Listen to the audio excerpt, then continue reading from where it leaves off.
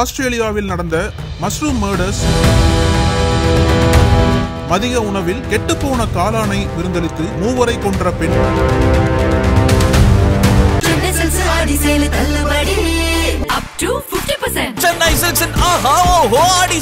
தெரிக்கவிடும் காரம் நிறம் சுவையை தருகிறது. ஆச்சி மிளகாய் தூள் தெரிக்கவிடும் காரம் நிறம் சுவை. பழைய நகையை கொடுத்து வைட் 11 மந்த்ஸ்ல அதே அடைக்கு புது நகையை எடுத்துக்கோங்க. எக்ஸ்ட்ராவா ₹1 தர வேண்டாம். Magic old gold exchange. ஆஸ்திரேலியாவில் நடந்த மஷ்ரூம் மர்டர்ஸ் அந்நாட்டில் கடும் அதிர்வலைகளை ஏற்படுத்தியுள்ளது.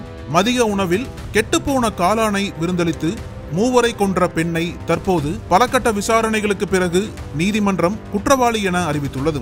நீதிமன்றம் என்ன தண்டனை அறிவிக்கப் போகிறது என்ற எதிர்பார்ப்பு எழுந்திருக்கும் நிலையில் இந்த கொலைக்கு பின்னணியில் உள்ள காரணமும் பின்னணியில் உள்ள சதியும் தற்போது அம்பலமாகியுள்ளது.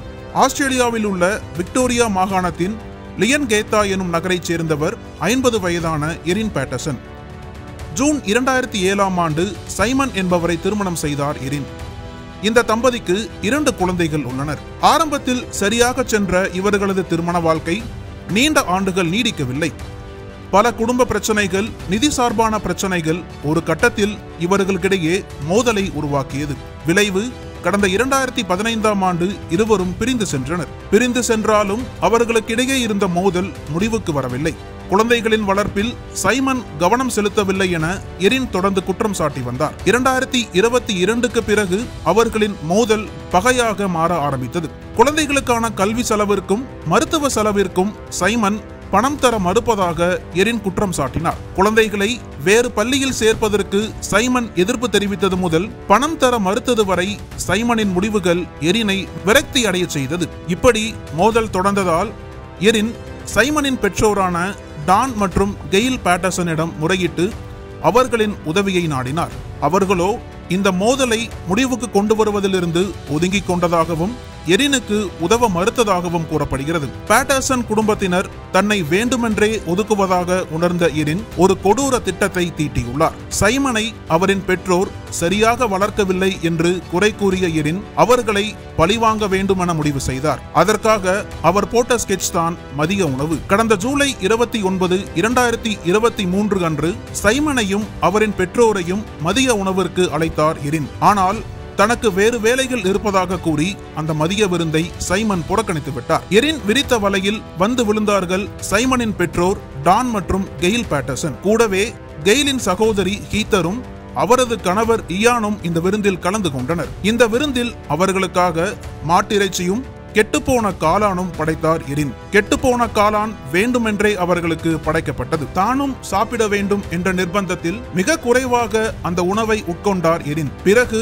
உடனே அவர் பின்புறமாக சென்று தான் உண்டதை வாந்தி எடுத்து விட்டார் என தெரிகிறது. ஆனால் மற்றவர்கள் கெட்டுப்போன காளானையும் மாட்டிறைச்சியையும் மிக அதிகமாக உட்கொண்டதால் அவர்களின் உயிருக்கு ஆபத்தாக முடிந்தது. நால்வரும் வயிற்று கோளாறு காரணமாக மருத்துவமனையில் அனுமதிக்கப்பட்டனர். 5 நாட்கள் கழித்து ஆகஸ்ட் 4, 2023 அன்று 70 வயதான கெயில் பேட்டர்சனும் 66 வயதான ஹீத்தரும் கெட்டுப்போன காளான்களை உட்கொண்டதன் விளைவாக உயிரிழந்தனர். மறுநாள் ஆகஸ்ட் 5ஆம் தேதி சைமனின் தந்தை டான் பேட்டர்சன் உயிரிழந்தார். அடுத்தடுத்து 3 பேர் கெட்டுப்போன காளான்களை உட்கொண்டு உயிரிழந்ததால் விக்டோரியா மாகாண போலீசார் இந்த மரண பின்னணி குறித்து விசாரிக்க தொடங்கினர். இந்த மதிய விருந்தில் கலந்து கொண்ட 4வரில் ஒருவரான இயான் சுமார் 7 வார சிகிச்சைக்கு பிறகு பிழைத்துக் கொண்டார். போலீஸ் விசாரணை இவர்கள் அனைவரையும் விருந்துக்கு அழைத்த எரின் பக்கம் திரும்பியது. விசாரணையில் முதலில் அவர் காளான் கெட்டு போய்விட்டது என தனக்கு தெரியாது என்றும் இது ஒரு விபத்து என்றும் கூறினார். இறந்தவர்களின் உடலில்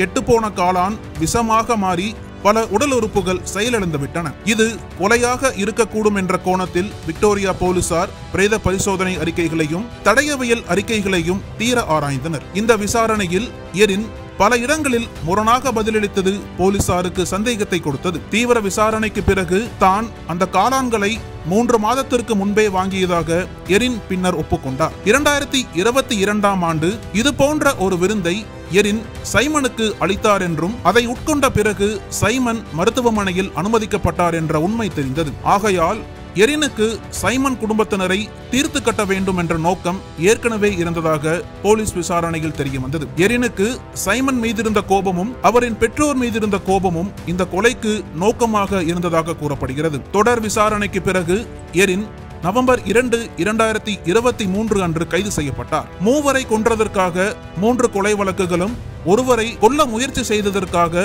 ஒரு கொலை முயற்சி வழக்கும் எரின் மீது பதியப்பட்டது. நீதிமன்ற விசாரணையில் எரினுக்கு எதிராக பிரேத பரிசோதனை அறிக்கைகளையும் தடயவியல் அறிக்கைகளையும் அவரின் முரணான பதில்களையும் அவர் கணவர் சைமனின் வாக்குமூலங்களையும் போலீசார் சமர்ப்பித்தனர். 50க்கும் மேற்பட்டோர் இந்த வழக்கில் சாட்சியம் அளித்தனர். கிட்டத்தட்ட 2 ஆண்டுகளாக நடைபெற்ற இந்த வழக்கில் தற்போது நீதிமன்றம் தீர்ப்பளித்துள்ளது. கடந்த திங்கட்கிழமை வழங்கப்பட்ட தீர்ப்பில் நீதிமன்றம் எரினை அனைத்து வழக்குகளிலும் குற்றவாளி என கூறியுள்ளது. இன்னும் தண்டனை விவரங்கள் அறிவிக்கப்படாவிட்டாலும் எரினுக்கு ஒவ்வொரு கொலைக்கும் ஒரு வாழ்நாள் சிறை என 3 வாழ்நாள் சிறை தண்டனை கிடைக்க வாய்ப்புள்ளதாக தெரிகிறது. மேலும் கொலை முயற்சிக்கு 7 வருடம் சிறை தண்டனை கிடைக்கும் என சொல்லப்படுகிறது. கெட்டுப்போன காலானை வைத்து மூவரை கொலை செய்ததால் இந்த கொடூர சம்பவம் மஷ்ரூம் மர்டர்ஸ் என குறிப்பிடப்படுகிறது.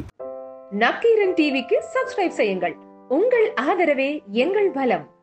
ஆசிரியர்களுக்கு நண்பனாகவும் மாணவர்களுக்கு ஆசானாகவும் திகழும் தேர்வு வழிகாட்டி. ஒவ்வொரு பாடத்திற்கும் அனுபவமிக்க ஆசிரியர்களின் துல்லியமான தெளிவான விடைகள். CNC இருக்கு, தேர்வு பயம் எதற்கு? இது தீரன் பப்ளிஷிங் ஹவுஸ் விற்பனை வெளியீடு.